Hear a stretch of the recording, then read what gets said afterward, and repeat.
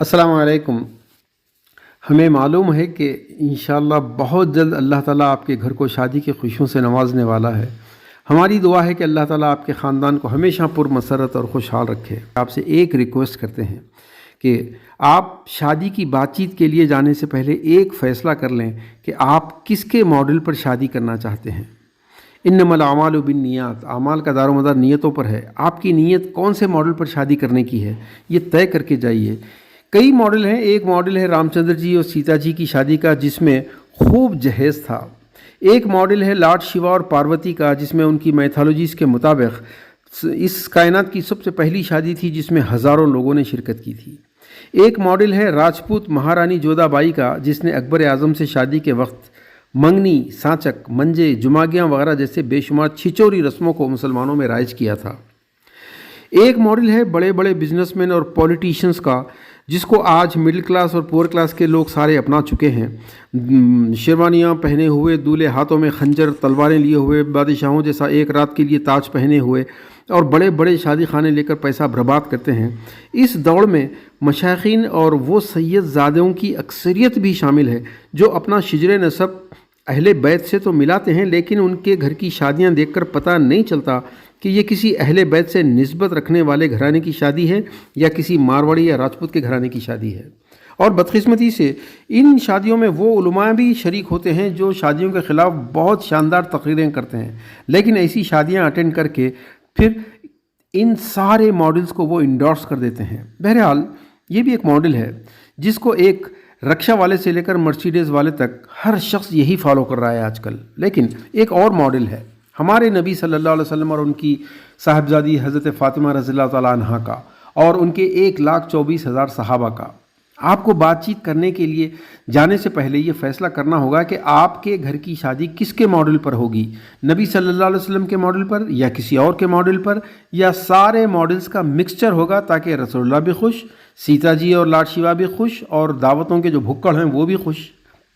दोस्तों, आप बातचीत के लिए जाने से पहले अच्छी तरह जान लीजिए कि यहाँ पर क़दम क़दम पर आपको वो झूठे लड़के वाले मिलेंगे जिनके दिल में जहेज़ और मेयारी खानों की तमन्ना जड़ें पकड़ी हुई है, लेकिन ज़बान से बाद में ये कहते हैं कि जी हमने तो बहुत मना किया था, लेकिन लड़की वालों की बहुत ज़िद थी, इसरार था। आपको क़दम क़दम पर वो असल फसादी यानी लड़की वाले मिलेंगे जो बेटों का हक़ छीनकर दामादों को ख़रीदते हैं और हर लड़के के माँ बाप को लालची बना देते हैं। आपको हर शख्स में वो मुनाफिक मिलेगा जो एक तरफ जहेज़ और खानों को गलत तो कहता है, लेकिन ऐसी शादियां अटेंड ज़रूर करता है। हम उन तमाम बुज़ुर्गों से खुसूसी रिक्वेस्ट करते हैं जो शादी की बातचीत में हिस्सा लेते हैं। एक तरफ से अब्बा जान, ताया जान, बड़े खालू जान, तो दूसरी तरफ से नाना जान, मामू पाशा, छोटे फुप्पा, भाई जान वगैरह वगैरह। इन तमाम बड़ों और बुज़ुर्गों का रिमोट कंट्रोल पर्दे के पीछे बैठी हुई लेडीज़ के हाथों में होता है।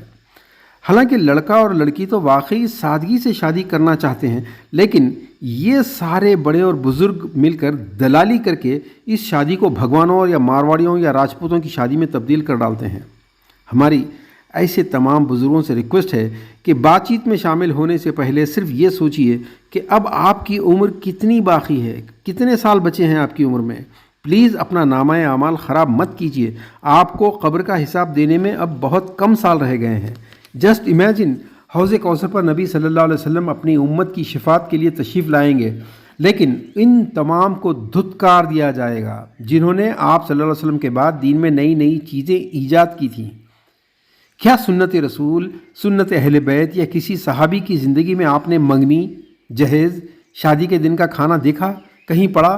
कहाँ से लाई आपने ये रस्में? आप क्या जवाब देंगे अल्लाह के नबी के सामने? जाकर अपने उलमा से, अपने मुर्शिदीन से पूछिए, अपने उस्तादों से पूछिए कि ये अल्लाह के नबी की सुन्नत थी या बाद में इसको ईजाद किया था। फिर इसके बाद क्या होगा? जिसको नबी सल्लल्लाहु अलैहि वसल्लम धुतकार देंगे, अब उसको बचाने क्या कोई आएगा? मैं यामल सुअन युज्ज़ा बिही वला यजिद लहू मिन दूनिल्लाहि वलिय्यम वला नसीरा, सूरह निसा 123।